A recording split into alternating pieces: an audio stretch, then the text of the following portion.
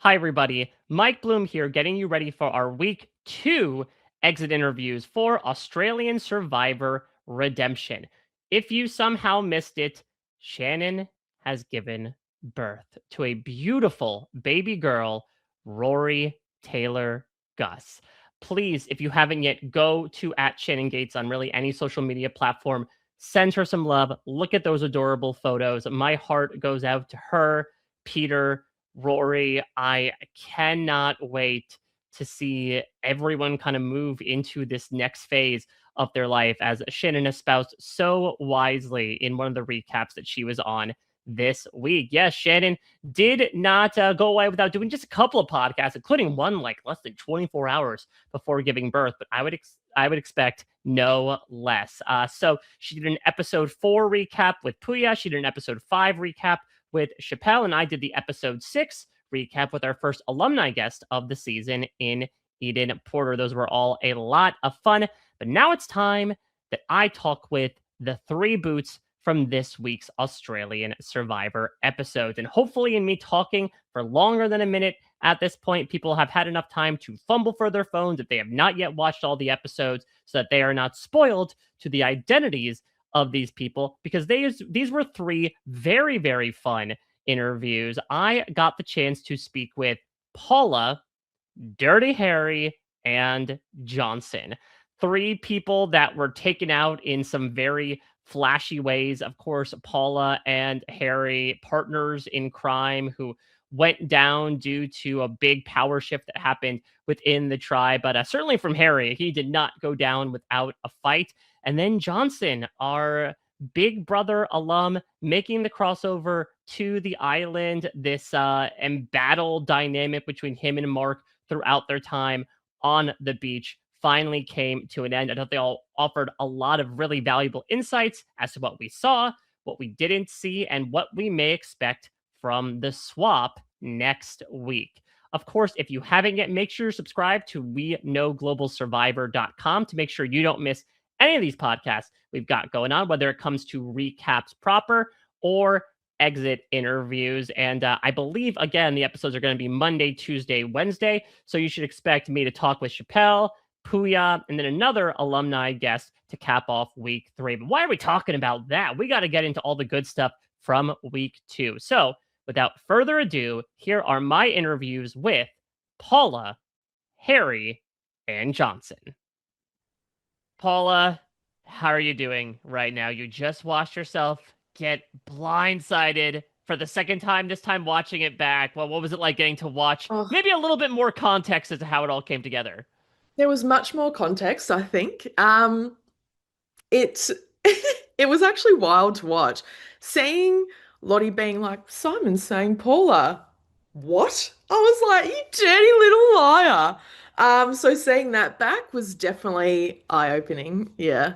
Well, yeah, let's get to that, because I think some things need to be straightened out here. Did you or did you not talk to Lottie or Asha about Simon being sus? I 100% spoke to Lottie about Simon being sus. Yes. Did I push his name for a vote? No. So I was very sus on Simon. His social game was so amplified this season. Like he was killing it, like doing so well. And I was like, I don't trust this guy. Like we need to watch him. Like he's doing some weird stuff. But that vote was not pushing Simon. Well, let's talk about maybe the situation that got you into this, which was what you pushed last time, at least from our perspective, that there was this Yeah, entire yeah. thing behind the scenes, who's responsible for the Eliza vote, and then eventually this information comes out. So let's talk about the reality of that. From Yeah. your perspective, how did this Eliza vote come together? Did you play as big of a role in it as was presented to us? Yeah. I can't even deny it. I can't. So I'd clocked Eliza from like day 2. So she's so charismatic and she's so funny.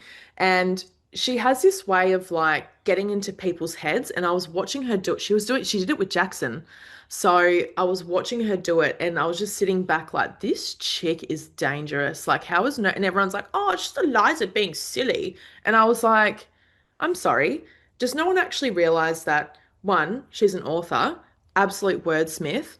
Two, she's a comedy writer and she writes skits on the fly. You have to be so quick-witted and be able to pivot to get a hit out of people and be able to target someone so well that you can make them laugh, you can make them engaged. I was like, how is no one clocking this? Like, what is going on?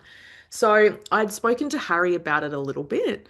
And then, anyway, fast forward, she wakes Lyndall up in the middle of the night.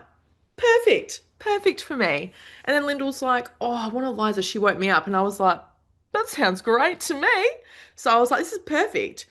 Lyndall floats it. I kind of push it a little bit. And then we get back from Eliza's tribal.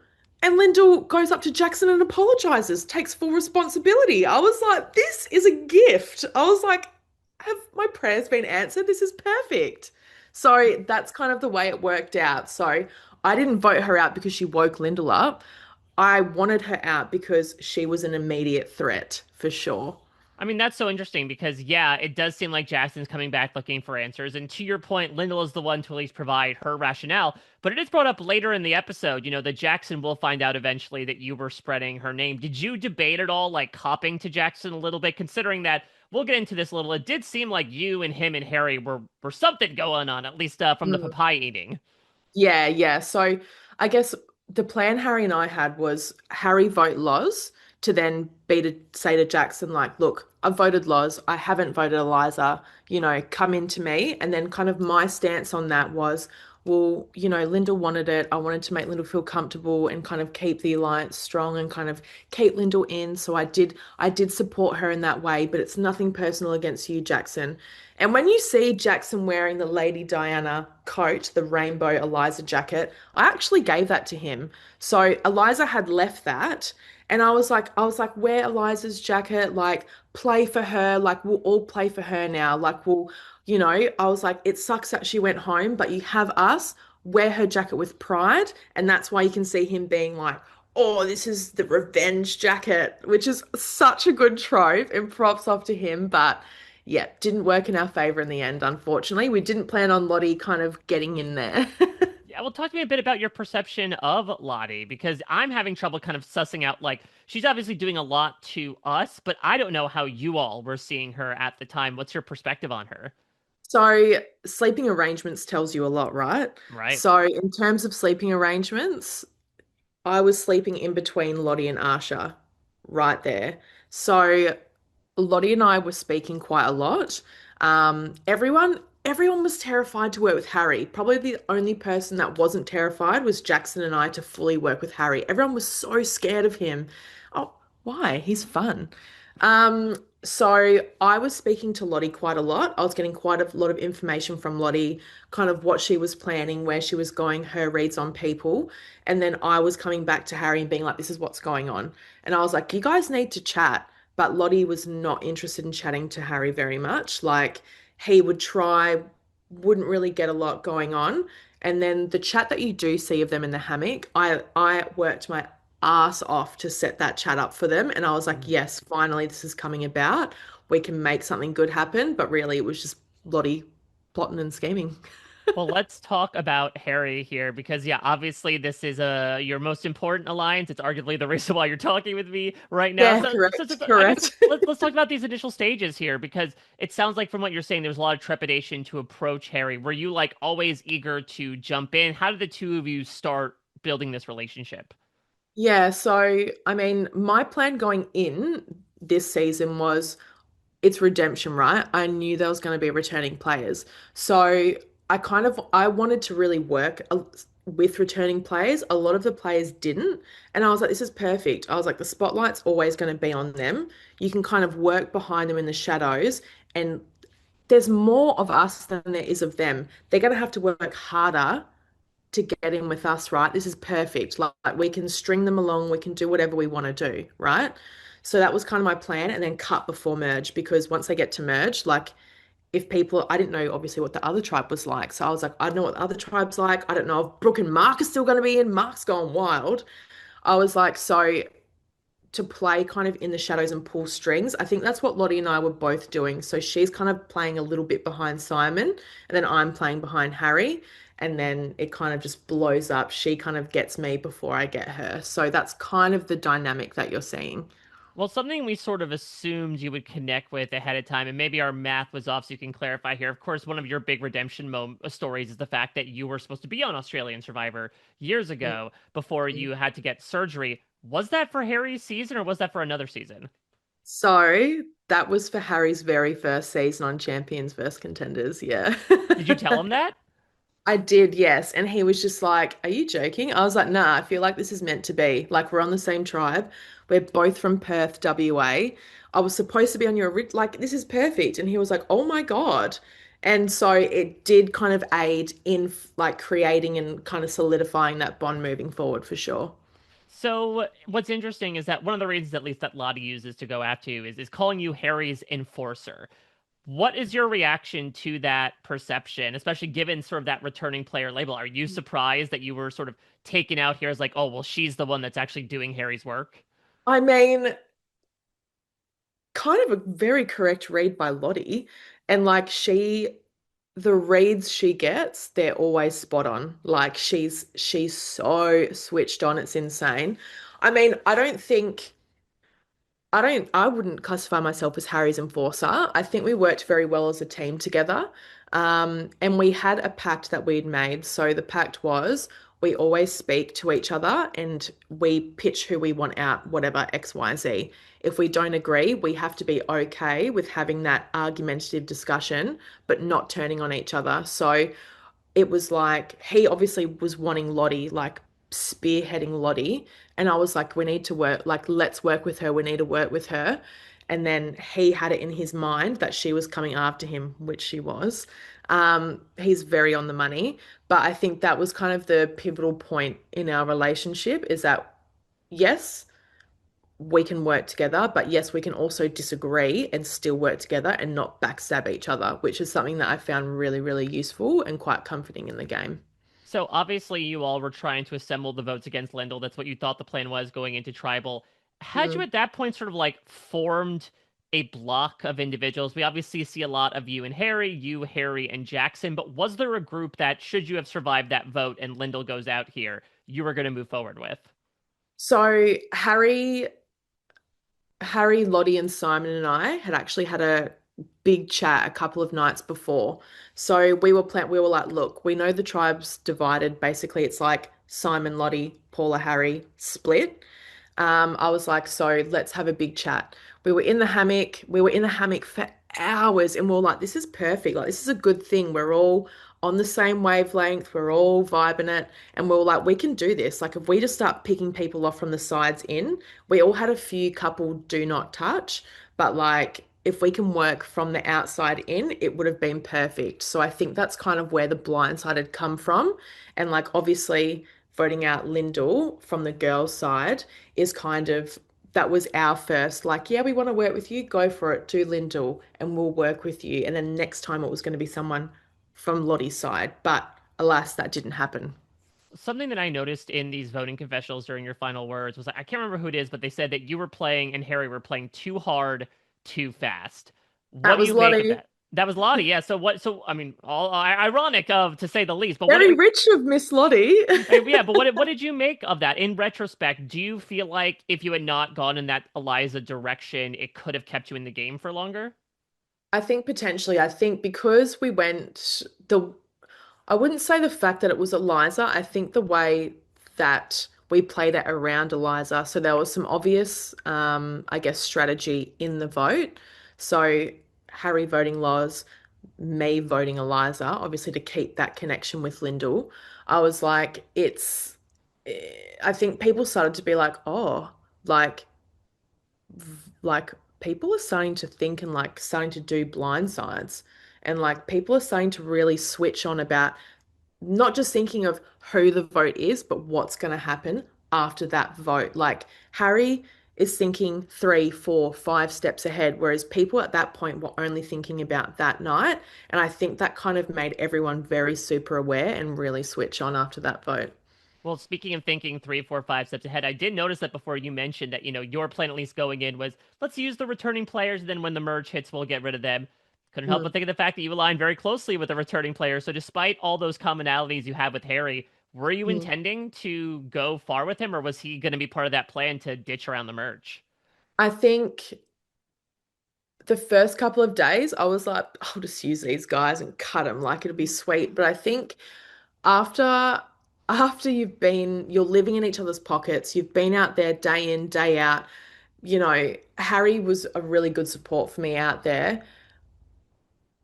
It would have been very difficult for me, genuine, like hand on heart, to vote for Harry.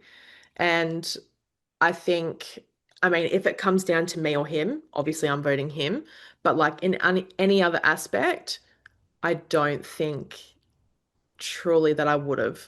Anyone else, sure, but I think I would have found it very difficult. Like this man, he, we had a torrential monsoon one night. He was literally sitting in front of me while I was huddled behind his back. He was just copping rain to the face for me. I know. And I was like, I can't. I don't think I genuinely could have voted him. Well, someone you were not afraid to throw their name out, as you mentioned before, was Lyndall. And I'm really curious about your perception of her because obviously we are getting a lot of she's on the bottom. She doesn't know she's on the bottom. She obviously gets a little miffed at you at the mere idea of her being the decoy vote or the But then split. still votes where I wanted her to vote on Jackson. Yeah, so talk to me about that. What was your relationship? Lyndall and I actually get along really well. She's really funny. She's real, like down to earth. And we actually vibed quite a lot. Like we have a similar sense of humor in terms of like she's just so direct and so blunt, and it's quite good. But the thing with Lyndall is that it was very difficult to strat chat with her. So I think the first night I stayed up the entire night with her. Didn't see her go and dig for the idol. What the hell? How did I miss this? Harry was awake the whole night too, and we were like, how did we miss this? And Harry couldn't really strat chat with her either. So we were trying. I was really trying to get in there. But anytime we even tried to do it, she was like, oh, I don't really know. Like, maybe. And we weren't getting a lot back. So I was like, I don't trust her. I can't work with her. I enjoy her as a person, but it's becoming difficult for me to put faith into her because she's not giving me the trust back to say things to me. And it was just kind of making me feel a bit weird and a bit cautious of her. So I think that's where you kind of see this kind of wishy-washiness of then her kind of on the bottom of the tribe. Well, last thing I want to ask, you are, of course, a vet nurse by trade. So I'm Yeah. curious, from your extensive knowledge of the animal kingdom, what animal would you compare your survivor gameplay to and why? Oh God, that's a good one. I don't know. In Lottie's story, I'm some form of prey. But probably like a random rabbit. I think I don't know. I think maybe I'm going to say a hyena because all me and Harry are doing is laughing, and that we will go in and attack and do things from the side, but we let people do the hard work first, and then we go in after. So Oh, I think maybe that's kind of the avenue. well, listen, you were a leader of the pack in so many ways, whether it be hyenas or otherwise. I mean, I think it's very clear that you capitalized on not even a second chance, but sort of like a dream deferred in a manner of speaking. And obviously, this was something you wanted to do all these years ago. And now that you were back, it was just serendipitous the way you were able to connect with Harry, even the way you describe him now. And obviously, I wish that we were talking, weeks and weeks and weeks from now Me too. when you're Me too, accepting a check. Mike. But I was thrilled to get the chance to talk with you and hear all about this perspective where again you sort of came out swinging and you were making these really subtle crafty moves and just came down to the fact that another subtle crafty player was able to cut your legs out from under you. I know, cut me right at the knees, Mike. Well, listen, this was a knee slapper, I should say. Gave the chance to talk with you today, Paula. This was such a great time. Thank you so much for opening up to me today about everything. I really appreciated our conversation. It was a pleasure. Thanks, Mike. Of course, all the best to you and yours. Have a good one. Enjoy the rest of it. Thanks. Bye bye. Harry. Hi. Mike, how How are you? are you? I mean, I could be better.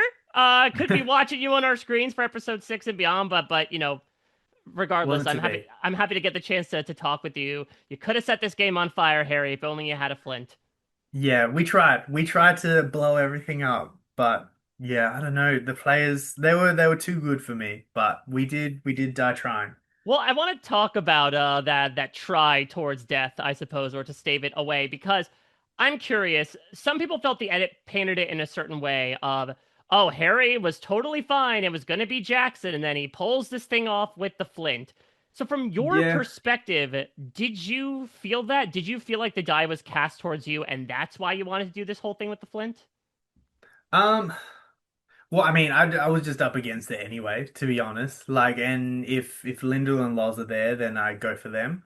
But yeah, we were just up against it at that point, and it was the sort of thing where, I was like, well, I could do this, I could not do it. I was like, it's the smarter thing to not do it, like, and just kind of like beg for my life. But I was like, do I really want that to be my last little thing? Like, I can't even imagine how bad it would have been if I'm like, oh, please save me, like look really meek and then get voted out.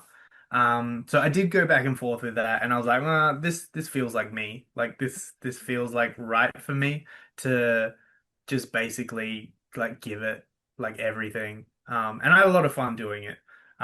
So the Flint thing for me was something I'd kind of come up with a little bit earlier, but to do it in the way I did it was like very in that moment. It's like lightning striking where you just like this is insane, like in the best possible way.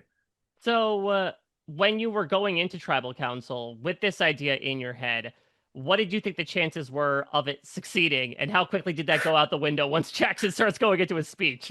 I didn't really think about that, to be honest. I was kind of just like, I don't know, like sometimes when I do these things, it's kind of just like a gut feeling. Like it's just like this, like I don't know, like it's just an energy, and I'm like, this is crazy, and like it's high energy, and I love it. Like I remember the last time I really felt it was when it was All Stars and AK stopped me, and I'm just like standing there. Like, do I play a thing that saves us, or do we just like let it rip, like let it go?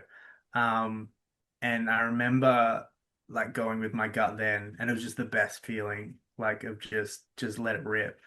So I had that feeling with this. I think that was the overriding thing. I was just like, this is going to be fun. Hmm. Um, so. The thing that I was very thankful for is that Jackson actually, it was a long travel and like waited until the last bit basically to He's a actually do showman. He's that. a wrestler for a Yeah, reason. which is good. That's what we were trying to like instill in him is like you can be this star.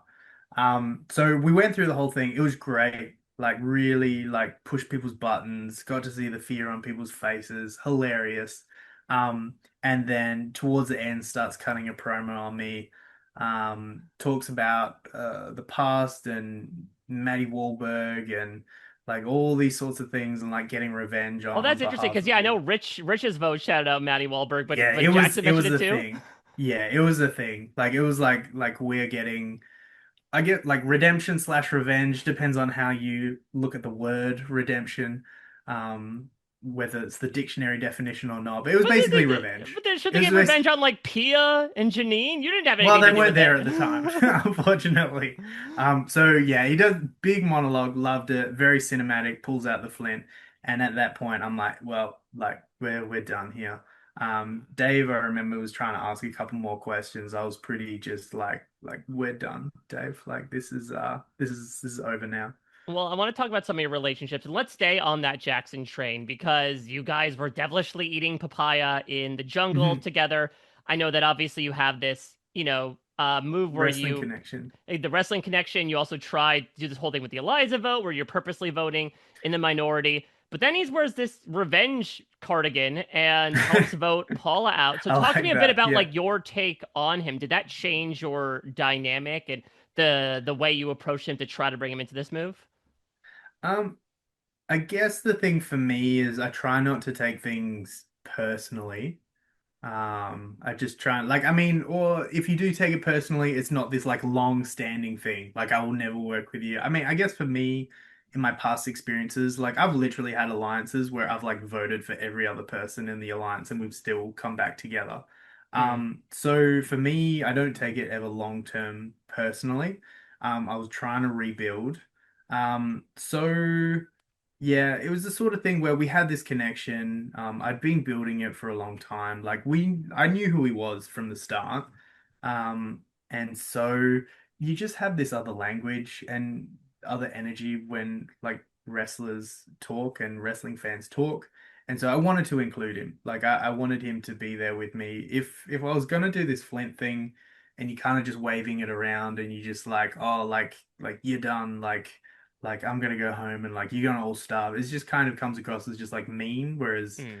if it's Russian roulette, it's a game and it's just more fun. Like I think the way that it played out was probably as cinematic as it ever possibly could be. So I'm okay with that. Did you feel like your relationship did change after that pulvo? I mean, I know there was sort of like any Yeah. port in a storm, Oh, like I'll bring you into this, but did you ever feel like you could be on the same page had you both survived that tribal? well, I think that we were okay. I think it was more that it was just our other options got cut down. Because I feel like we voted out Eliza, he got his revenge. I'm like, all right, fair enough. You got your revenge.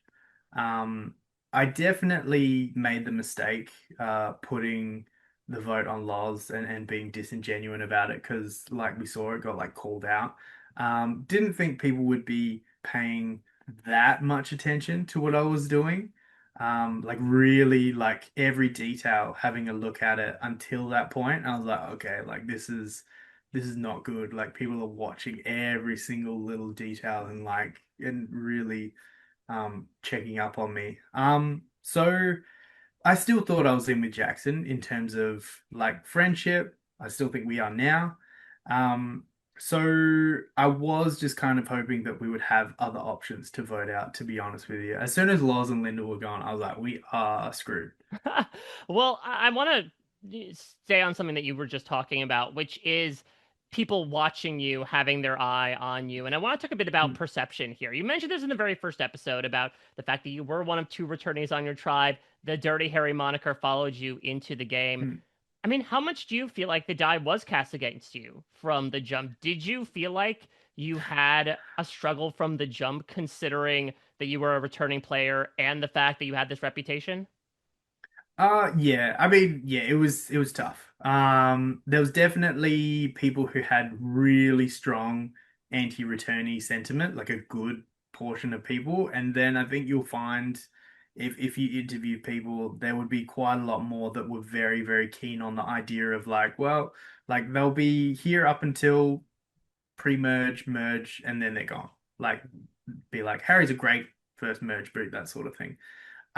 So I feel like it was really up against me. I don't think it was until that point after the Loz vote that it was really apparent that people were just like watching every single thing and really judging harshly for it. Like any mistake is like, all right, like you're done.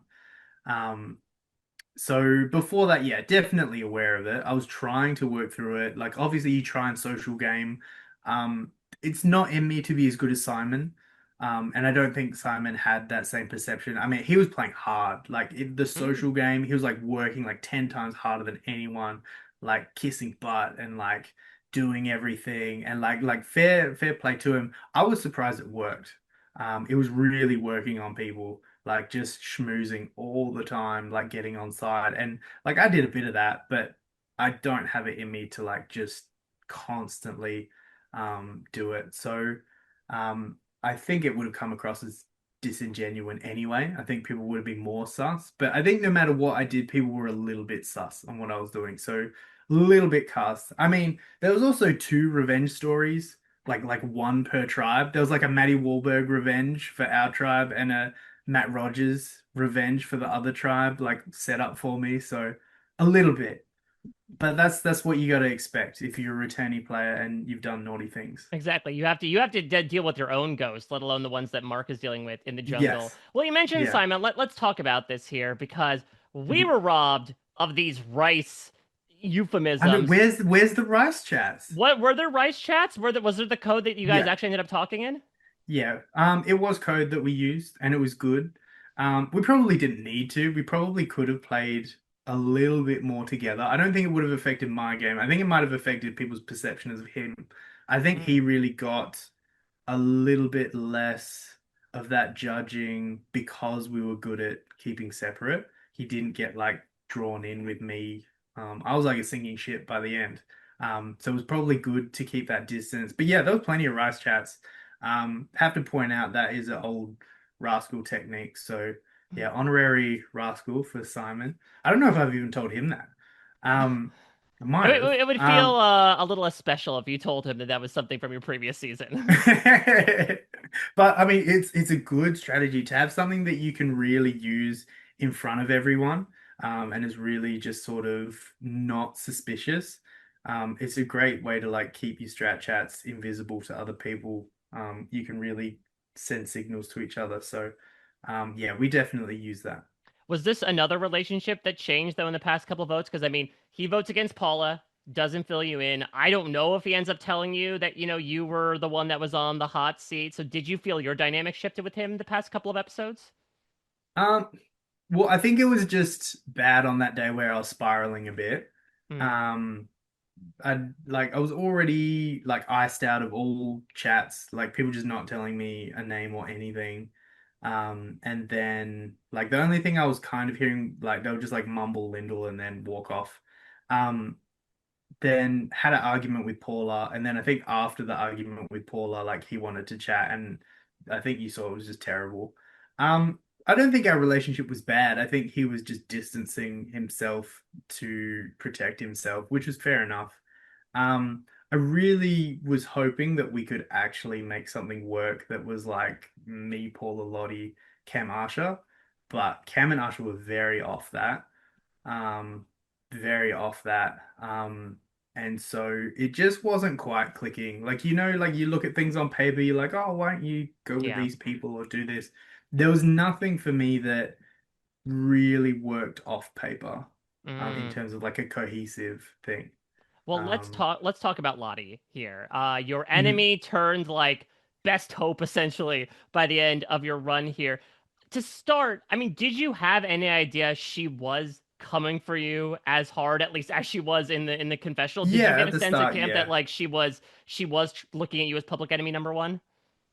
Yeah, I think the important thing that gives a lot of context to our tribe is that we had me, Lottie, Paula, and Simon as this like Cold War where it's like we wanted to maybe become a group, but at the same time, like I wanted Lottie out, she wanted me out, Paula wanted Simon out, Simon wanted Paula out, and that was like a Cold War that existed until they took the shot at Paula. I don't think that was the best thing for Lottie. It probably would have been better for her to get rid of me. But by that point, we both actually wanted to work with them, whereas Simon got a bit sketched out on Paula. I don't think she would have been able to get Simon anyway, to be honest. And every time she'd say it to me, I'd be like, "No, we're not doing that." And Lottie would have told her the same. So. Yeah, I think it was a little like there was a truth in there. There was like that little bead of truth that they then used to like extrapolate out. And I think plenty of people were happy playing the middle. So as soon as like a good name came up, they're just like, yeah, gone. Paula's gone. Well, talk to me about your perspective on her, because you even say at one point like Lottie's playing a much better game than me at this point. Yeah, she's When good. She's crazy good. talk to me more about And that. Yeah, what was it like experiencing that out on the island? Yeah, well, she was just really smart. She was always like in the know about everything. You could tell. We actually did have a couple of chats, and so it was the sort of thing where I could tell she knew where everyone stood. Really, really beyond her time, good at this game. Like I felt like she has my strength in terms of like perceiving things, seeing where everything lays, but just had even more ability to just like rally people around her, like really just unbelievable, like and just a natural at the game. Like I was really, really surprised at how good she was. Like 5 days in, I was like, this is unbelievable. Like really, really crazy, scary good at the game. Which is why I wanted her out. Like I Yeah. wanted her out so badly. I'm like, this is the smartest person here. Like she's playing better than me, and like we need her gone. But she'd already insulated herself so quickly, and no one wanted her gone. Well, maybe that's one reason why you have one name in your mouth that I feel like you throw out a good amount of times. It always seems to be like, am I not rich? We get to put the rich in there. That's even Why? part of the Flint gambit. And this is Why obviously not someone that we Rich? don't have a lot of access to. So, like, is that a reflection of his standing in the tribe? Why was he the person that you consistently went to as an easy No, target? that was desperation. The last one, so I mean, I feel like he was playing slower. I naturally play a bit slower. So I was only really getting some of these good chats with people by like day seven. And in Survivor terms, that's a really long time. Mm. It's crazy long. So I was really behind for things like that. He was playing slower and he was slowly ingratiating himself with like Asha, Cam, that sort of thing, as well as being generally friendly and useful to the rest of the tribe. So he was actually doing really well, really well. Um, and so it was only really the sort of thing where I was just like, well, Lyndall Laws are gone. Lots of these other people that were around before are gone. And I don't want Simon out. I don't want Jackson out. And the other three are just completely insulated. So it was pretty much Rich or Jackson or no one. Mm. Yeah, Like well, that was the choices. And so yeah, it was really funny. Like I felt like it was a name that if they were choosing between Rich and a Flint, I was like, maybe they go for it. Like he was in with them, but maybe not like like really in the center circle of that. So I was like, oh, we'll give it a shot. But at the start, I was just throwing names because no one was really throwing out a name. So I was like, oh well, if no one throws out a name, then they'll start thinking a bit too much about it and maybe think about me, just make the big move early. So I was like, "Ugh," like put out Loz, put out Rich, like some like easy votes. I don't mean that to offend them, but like it's the sort of thing where if someone's not connecting quickly, why not just put a target on them? did you get the sense that had the walnut come down and this individual immunity challenge happened, that Lyndall would be gone? Or did you feel like the target was so on you at that point after the Paula vote that it was going to be you no matter what? I felt like I had a pretty reasonable shot at Lyndall. I don't know whether she would have played the idol. That would have made it crazy because I didn't know she had it. Like Yeah. there was some suspicions. I You think didn't I see the talked. worst idol swap in the world, according to Brooke? No, because when I was throwing the big, it was when I was throwing the big thing. So I was the last person to join the conversation, and I split my finger. Oh, right, you were talking Um, about that, yeah. so I was like bleeding. And so I was like the last person around for that big thing. But I mean, I knew like I get the whole production, whatever, that I won't really go into. But basically, it was unusual to just be like, oh, hey, everyone, just go mingle for a little bit. I'm like, that's not normal. Like something's happening, but like I'm also bleeding out here. So like maybe let's get some medical attention. Can't really like concentrate on it. Um, so yeah, didn't see any of that. I was surprised. Like in hindsight, I'm very surprised that Lyndall wasn't that keen to include me on anything. Right, because Um, you tell her that, you're on the bottom, and it's the umpteenth time that she's like, why did you tell me this? You're making me paranoid. You're You're gone. making me angry. Well, I mean, it was before that as well. I mean, it's like, it was the whole thing of like, well, if you're really keen on playing with Brooke, like I'm friends with Brooke, like why wouldn't you be keen on including me in a little bit, especially if we've already like I think it was like day two. I was like we'll be in an alliance, like you, me, Paula, and Jackson. Like let's do something. She didn't seem keen on that. I think that was apparent by like day four or five. She really wasn't that keen on keeping Jackson or Eliza. Um, and so I don't know, it was just weird in hindsight watching it back that she wasn't that keen on it. Weirdly enough, like I think other people like Eliza clocked the first advantage as well. Mhm. But I mean that was from my season. Like it's like almost Yeah, identical that to was All the Stars. Henry thing, yeah.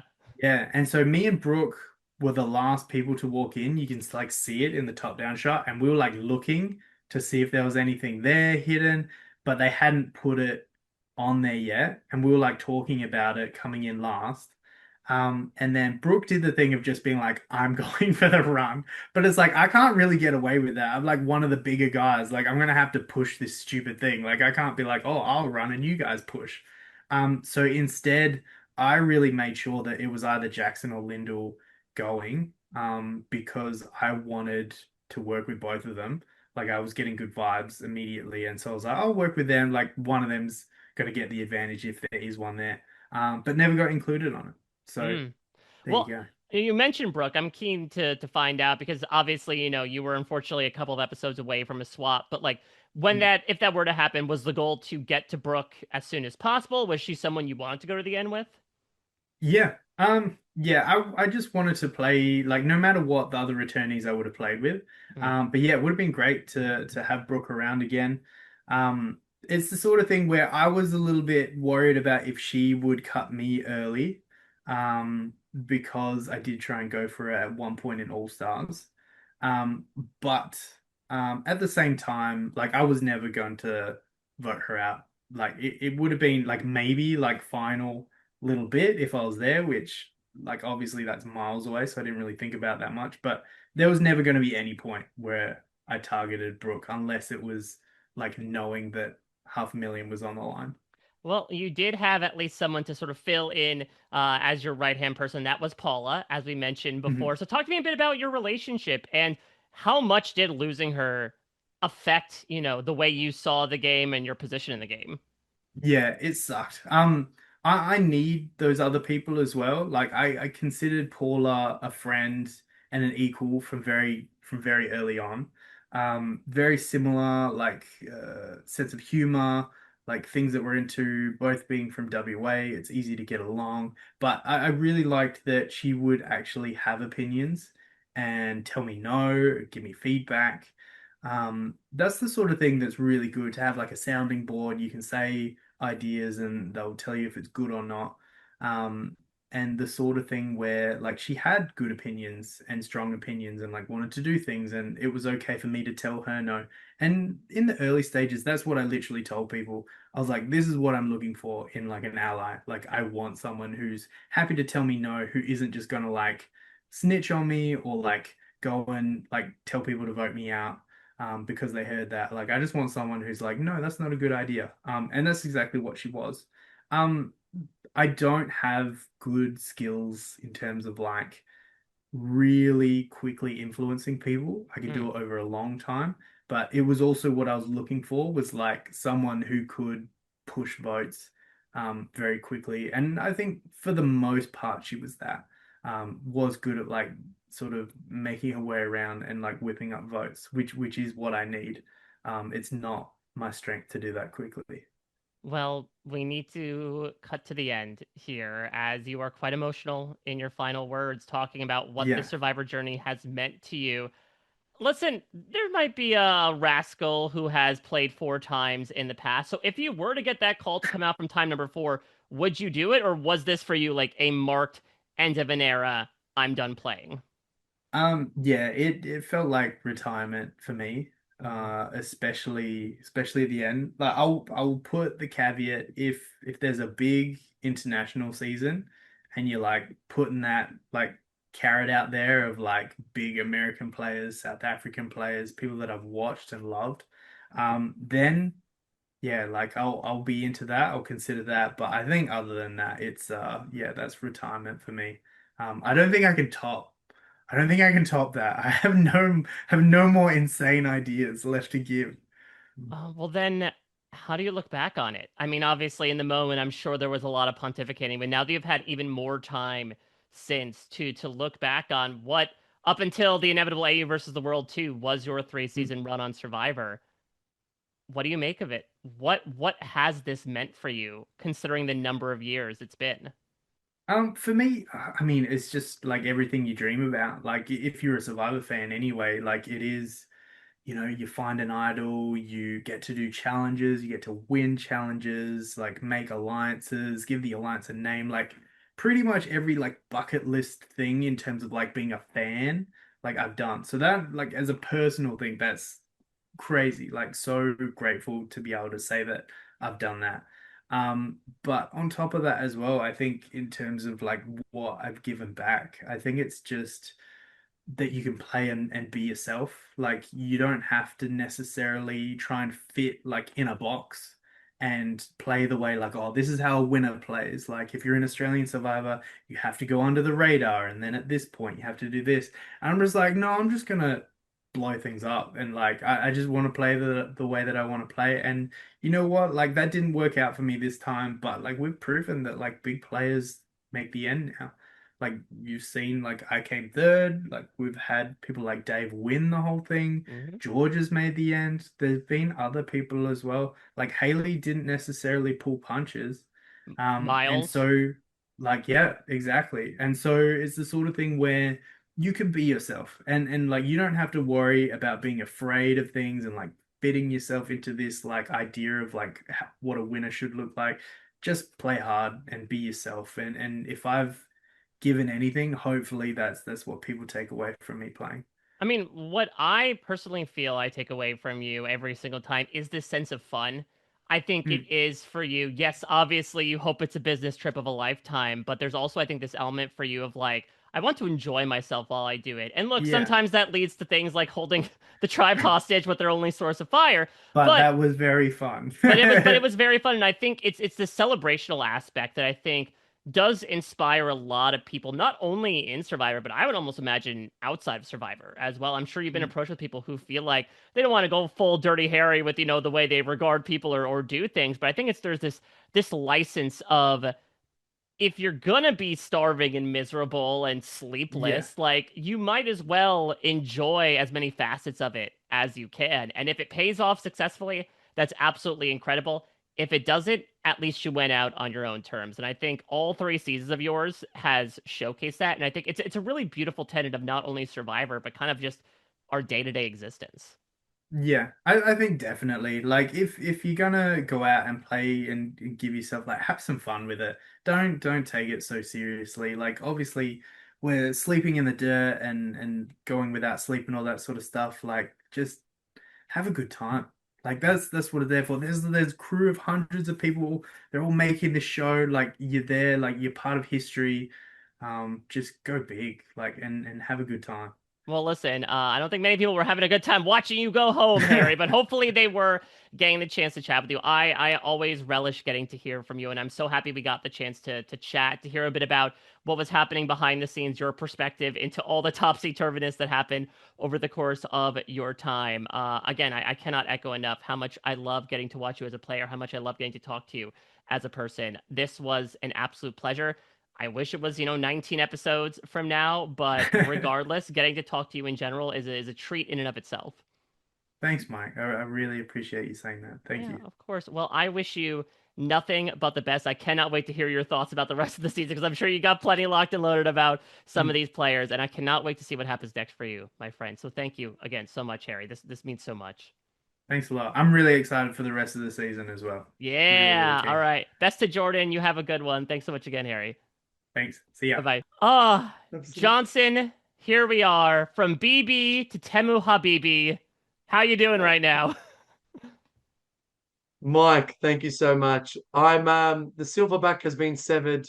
My cremation uh, is now complete, and I am so grateful for the opportunity, for the experience, for it all. But I don't want to be talking to you. I know. I don't want to be here. I want to be back on Barren Beach for now. Well, listen, But we have a this is bounty of topics to get into, regardless. You said you didn't belong on Barren Beach, so we've got the bounty taken care of. thank you, thank you. Well, I want to start even with the way you got into this game because I was watching all the social media stuff that you all did before the season, and you said, like, I'm not going to tell anybody that I'm a Big Brother player. Cut to one of the first things we see is Mark saying, like, oh, well, Johnson's got the experience. He's a Big Brother player. This is someone that we need to look at. So, did that spot get blown up immediately? Was that a tactic you changed once you entered the game?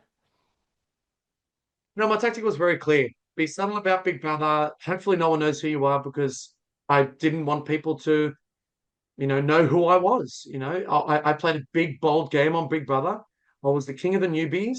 I took it to the returning players, and I had no problems with that. Fast forward to 2026 on Barren Beach, day one, Johnson from Big Brother.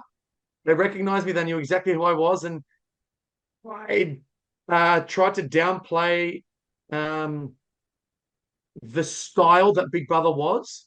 It suggested it was more of a, social, you were just lounging around the house sort of game, like Big Brother is now, but or the original style of Big Brother. But it wasn't. The Big Brother that I played was Survivor in a house. Mm-hmm. It was all about alliances, gameplay, like strategy, numbers, votes. I was the most nominated housemate.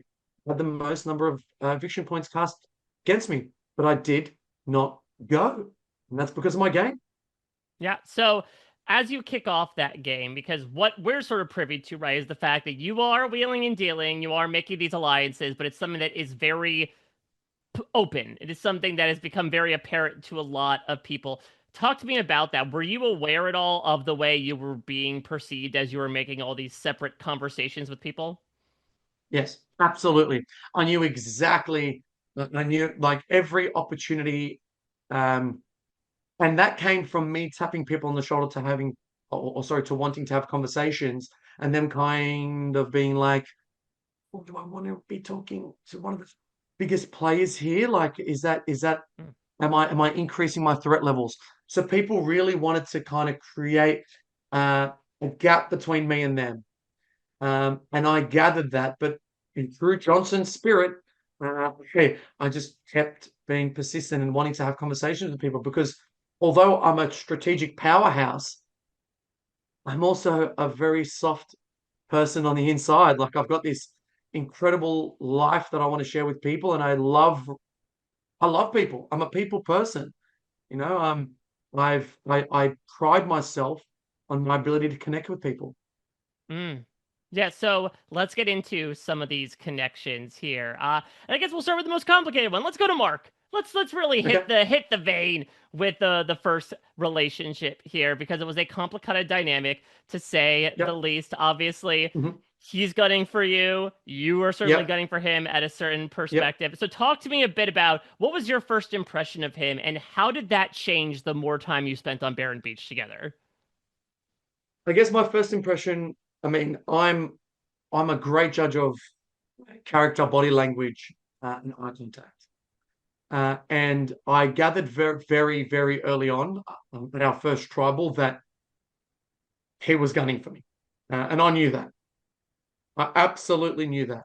But I didn't want to spike my threat levels. So my strategy going into that first tribal council was say less, do less, and hopefully it pays off. And it did. You know, the less I said, the better it was because Cat blew her game up, Yeah. right? Cat really blew her game up. From that point on, after Mark kind of controlled that vote to a certain degree with Keely and Faith, he wasn't um, hiding the fact that he was gunning for me. And all those, and this is a very, mind you, this is very, one, professional, and two, this is a game. So nothing's personal here. Yeah, to be transparent.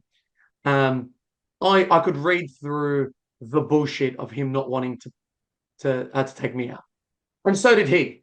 But we had this kind of mutual understanding that we were going for each other, but we were lying to each other's face. So there was a level of respect there to a certain degree. Um, for him, I think he was petrified of the game that I could have played. He was scared and intimidated potentially of what I could have done. And simply for his game, he couldn't have me there. You can't have two balls in a ring. You can't have two sharks in a tank. You know, it is called the Shark Tank, but there's four in a chair, but there can only be one at the end.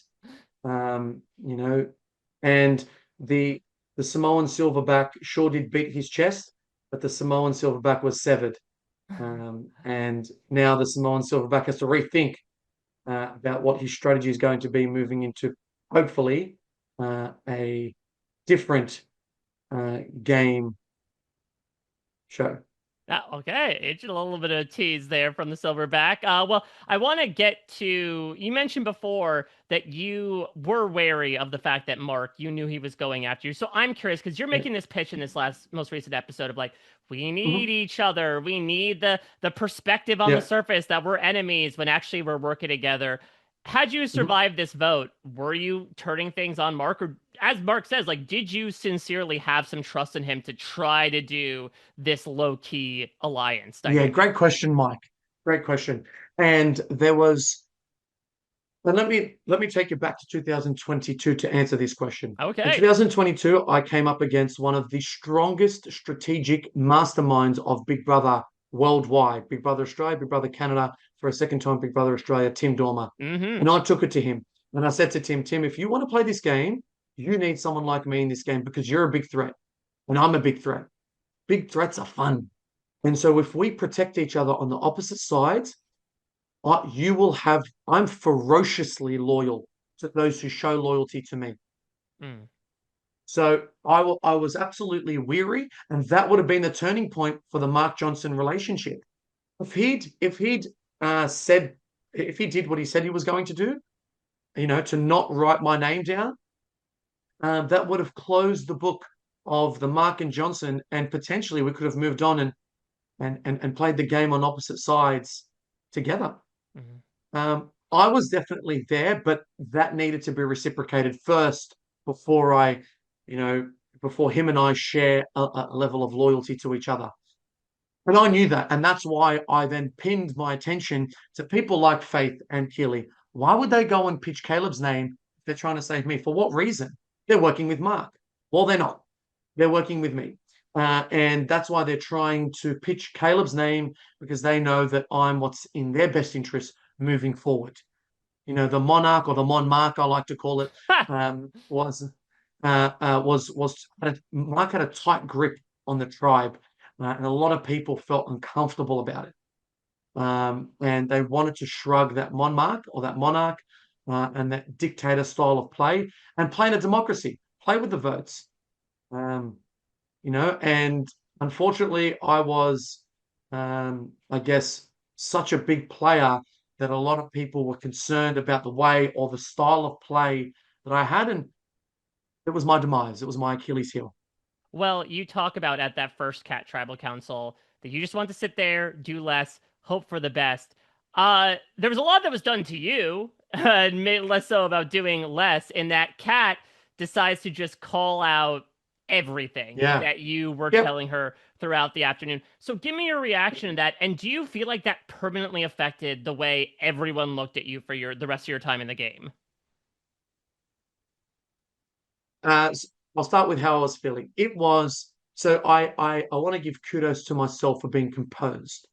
You can definitely lean on emotion and start retaliating and start going because everyone's saying everyone's name. It's Survivor, and if you're not, you're kidding yourself. So the um, she brought up Tez, and I spoke to Tez before Tribal, and I said to Tez, "I'm saying your name, but I'm voting Don." And he said, "Copy," and he knew that. That's why in that tribal council, I was comfortable with him. And I actually defended Tez. For 4 days, Tez did not say a single word. He was maybe that was his game, but he felt like he was on the bottom. And if you've seen that tribal, I say it's about time someone who hasn't said a single word after 4 days says how he feels.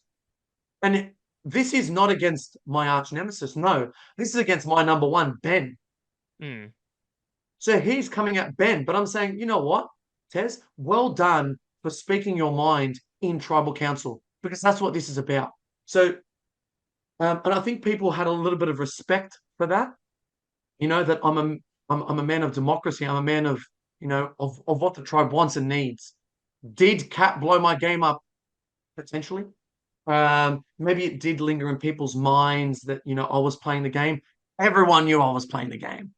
Whether Cat said it or not, I was a force to be reckoned with. And people were concerned that the Silverback was going to reap havoc in Samoa, and he was. He was going to absolutely come tribe swap.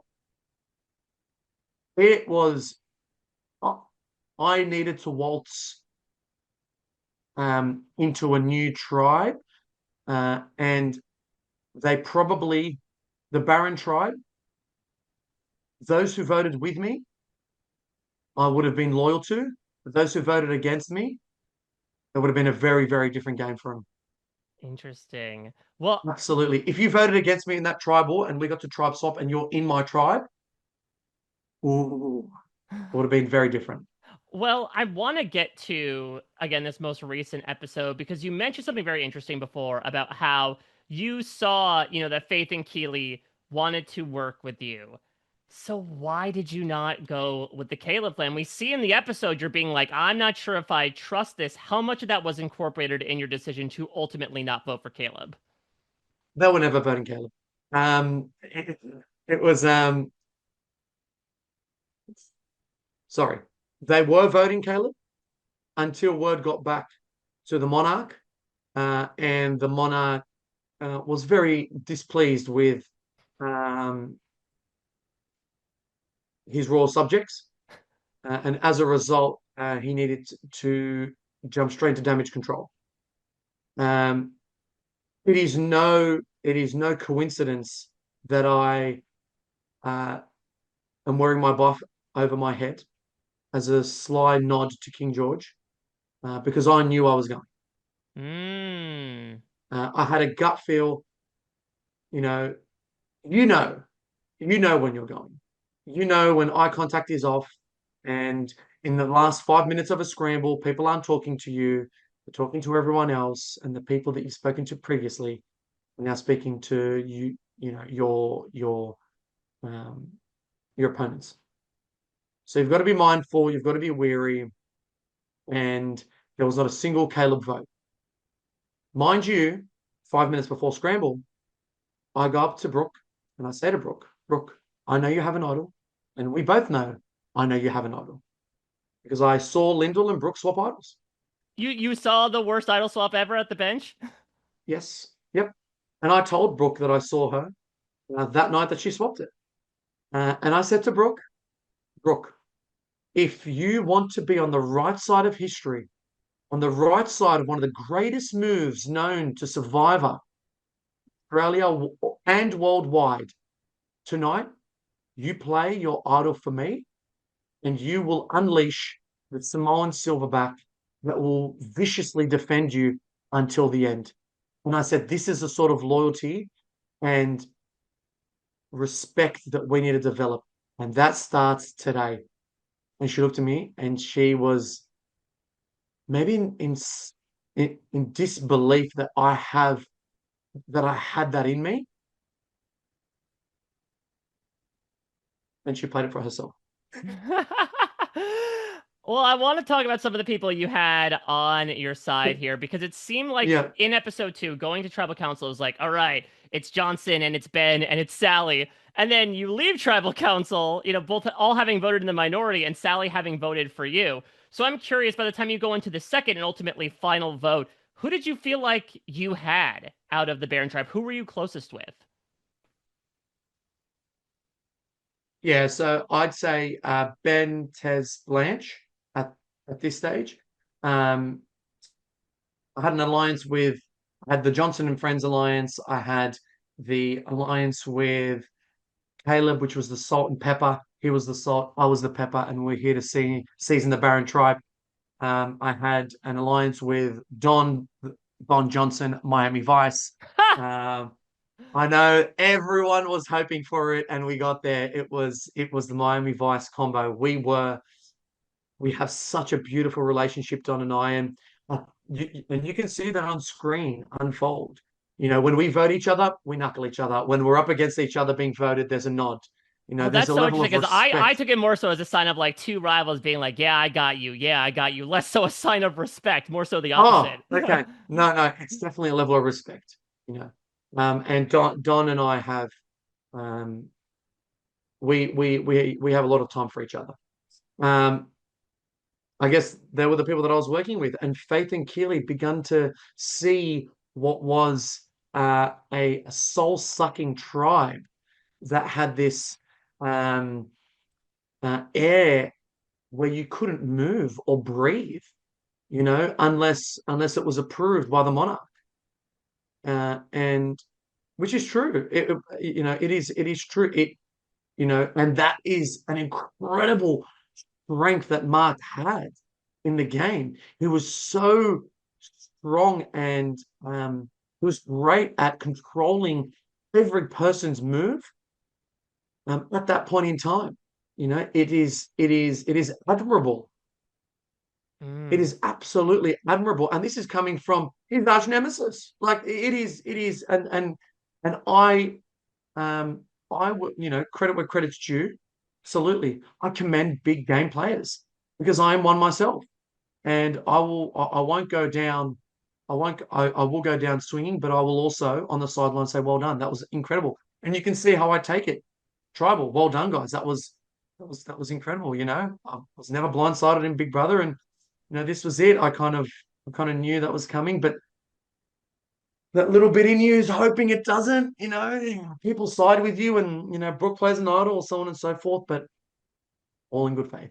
Well, I'm curious because one of the things that many things that Kat says about you is like you said that Tez and Keeley, were floating through the game. They weren't playing the game. What led to that perception? And obviously it seems like, at least from a Keeley perspective, that massively changed between your two votes on Baron. Yeah. So Tez's style of play is very cryptic. And I'm in construction. I'm an engineer. I can't hear at the best of times. I have construction hearing. I'm pretty sure I've lost all hearing 90% of the time. So when Tez is next to me and he's like, I can't hear you, man. Like, I can't hear you at the best of times. I need you to be clear on what you're saying. Like, just stop speaking in tongues with me. I don't do that. And so that's why I was like, what? Of course I don't believe you.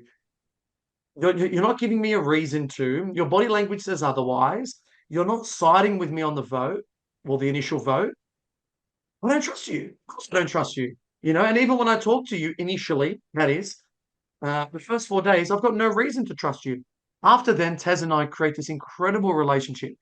You know, um, he's of Greek heritage. I'm of Assyrian heritage.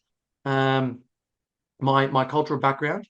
Um, and we draw similarities in our families, and the whole my big fat Greek wedding, and so on and so forth. So there's a lot in common that we establish, and it's clear in my cremation where he votes with me and not against me. Yeah, very true. Last thing I want to ask is, again, obviously you came in with a lot of expectations as to the similarities of the strategy of Big Brother, strategy of Survivor, especially since, as you mentioned, your season utilized a little bit more of that, especially American Big Brother, get the votes Yeah, type of element.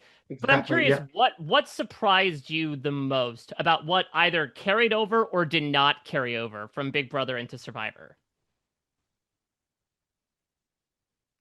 Well, what carried over is definitely my style of play. Bold, big, uh, and uh, ruthless. Probably what for me didn't carry over is maybe because of people knowing who I was. They kept me at arm's length. So I was sort of expecting people to lean into, the conversations, the one-on-ones, the relationship, which is what I'm about. I've got this big bad Samoan silverback, but I've also got this soft jello inside me. I really pride myself on my family. I'm very proud of my family, my friends. I'm a people person naturally, and that didn't carry over, unfortunately, um, to the tribe. And it was probably a culmination or a compounding effect from the first tribal, the Johnson from Big Brother, the style of gameplay. So there's a couple of things that probably worked against me, um, that that were my demise or that were my Achilles heel. Mm.